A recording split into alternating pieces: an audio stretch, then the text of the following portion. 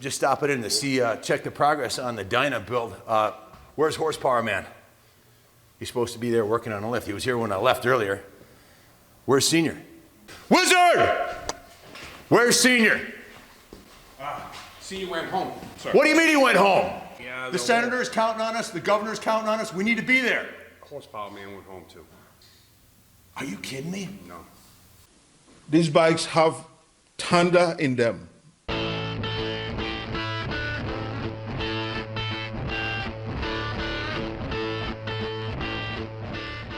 Welcome to the New England Motorcycle Museum Shop Talk. Again, this is May 11th, Saturday morning. This is part 6 of the FX DXT build series. We have both George Sajowski from Maroney Harley Davidson, aka Horsepower Man, and Chris Kelly from the New England Motorcycle Museum, aka the Dirt Bike Wizard, turning wrenches here today. So we're gonna make a lot of progress.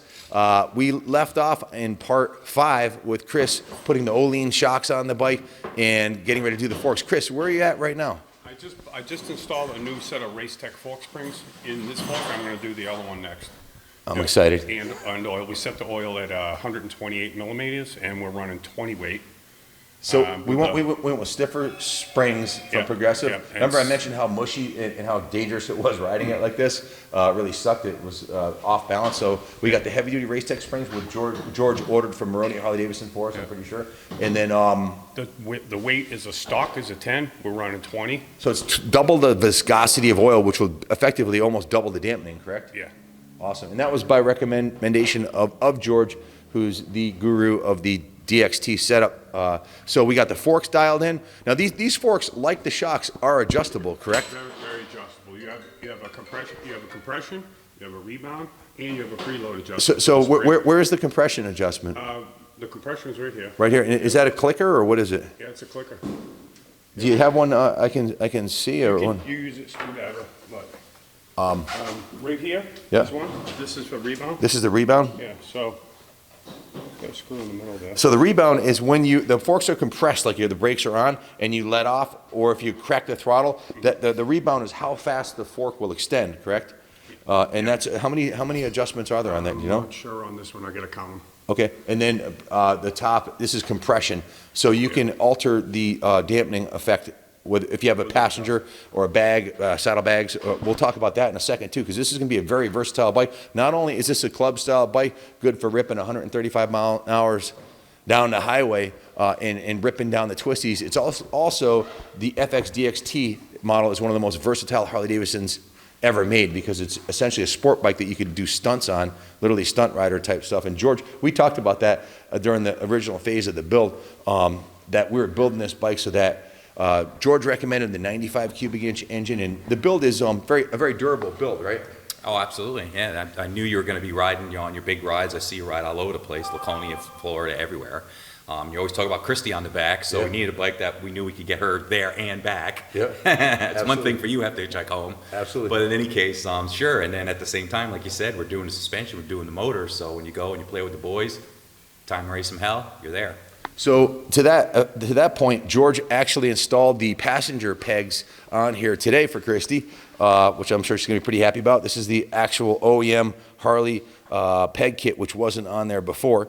And of course, you got the Olean shocks, the heavy duty non-flexing rear engine mount and front engine mount. But also George bought a seat in for us today too.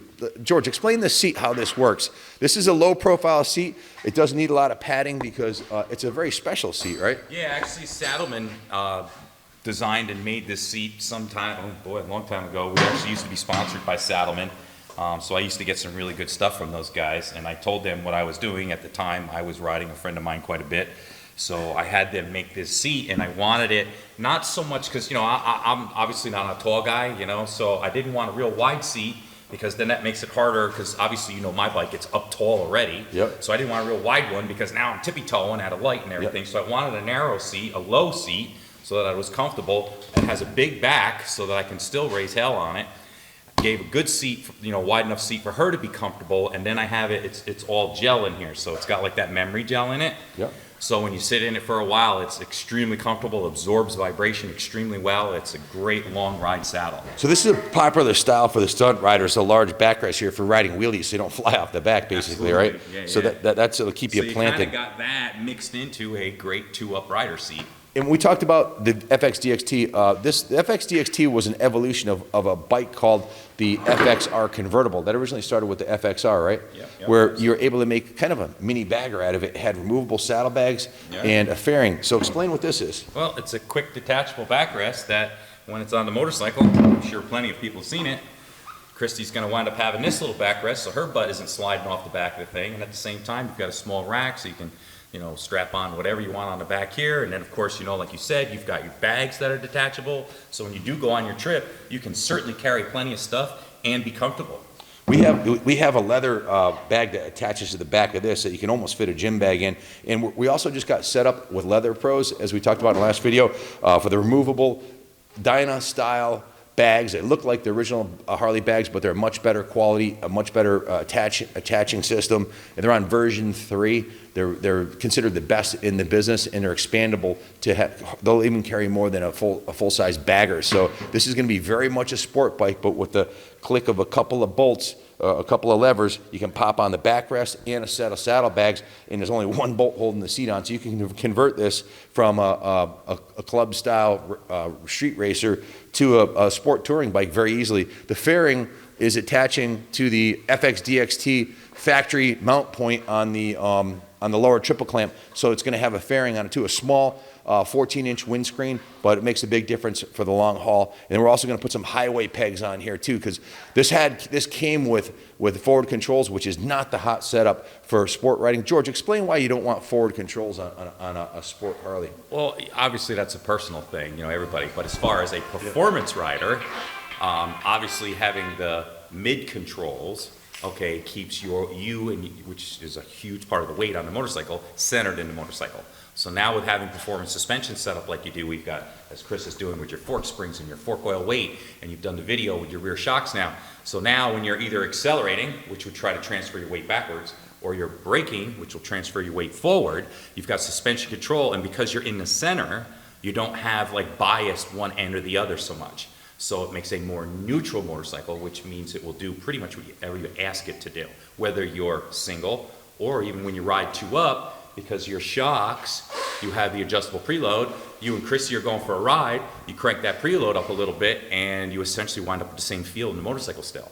And it's a quick adjust on those shocks. So the center mount controls make it easier to shift, number one, and number two, as George said, centers your weight at the middle of the bike, just like Eric Buell did on the Buells. Everything, the weight, your legs might weigh 40, 50 pounds. Out front here, it's going to screw up your balance for riding wheelies or flying around corners or just banging through the gears quick. You want your feet centered in the middle so you can put your weight on the pegs at a lower center of gravity and more centralized. Absolutely. As you can see, you know, the pegs used to be, the controls and the pegs were mounted here, okay, which traditionally for the FXDXs was nothing but a set of what they called highway peg mounts, or just little brackets where you could have some extra pegs on here, just so that you could stretch out for your ride. And then traditionally your normal controls mounted here, which we're obviously switching back to. And then like you said, you're going to put these on here so that you do have the abilities when you are out on your ride to stretch out. Absolutely. As you know, I raced motocross for 40 years, broke my back a couple of years ago, I've been run over a bunch of times.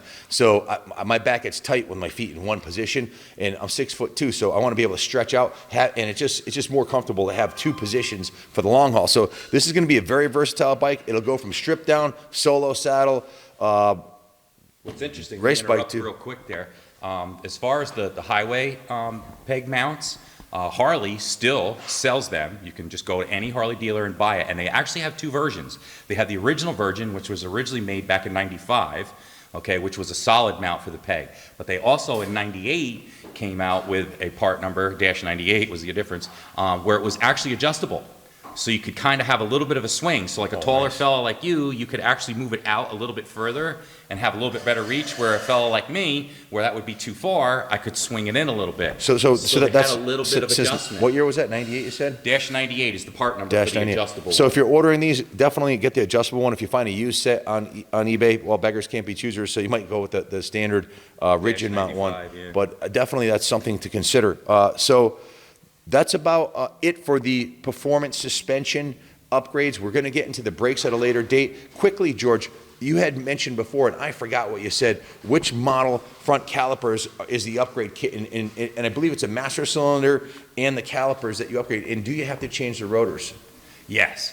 Okay, so first question, in 2008, Harley-Davidson's FL, there was a lot of changes for the FL, and one of them was the front braking system. Harleys for many years had not been noted for their, braking ability. And in 08, they came out with the Brembo setup. And so obviously it was a Brembo master cylinder, Brembo calipers, and yes, the rotor diameter is a little bit bigger. It's like 3/8 of an inch bigger. So you have to use those, because otherwise when you bolt these on, the calipers on, the rotor is not going to be deep enough into it and it's not going to be pinching it. So you have to use the Brembo rotors.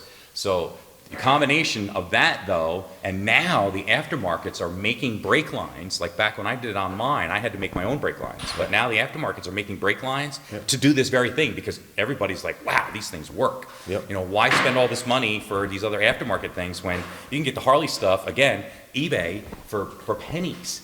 That's something, before we even started this series, you were very passionate about the fact that you don't have to spend a fortune to make these Dynas haul ass, and you don't have to spend $30,000 on a brand new bike. You can buy an 01 Dyna and make it better than a new bike. Well, look at Harley's, what do they call that thing? The FXDR. Yep. And it's supposed to be their performance thing. And I rode one, and yes, it's a way cooler bike than what Harley has been doing. But that's a $30,000 bike, $28,000 bike. You can go and buy one of these things, like anybody. You just search around long enough, you find one of these things for $4 or $5 grand. It's got no miles on it. You put a little money in it. What's nice about that now is it's customized for you. Yep. Just like many of these things that we've done specifically for you and what the riding is that you're going to be doing. Yep. Okay, and you've got less invested. You have a better handling motorcycle that's almost as quick as far as torque. Now remember, those bikes are 114 inch. Yours making it bigger is only a 95, but here's the best part. I guarantee you, line them up. If you have traction on the big end, you're going to be right alongside that bike.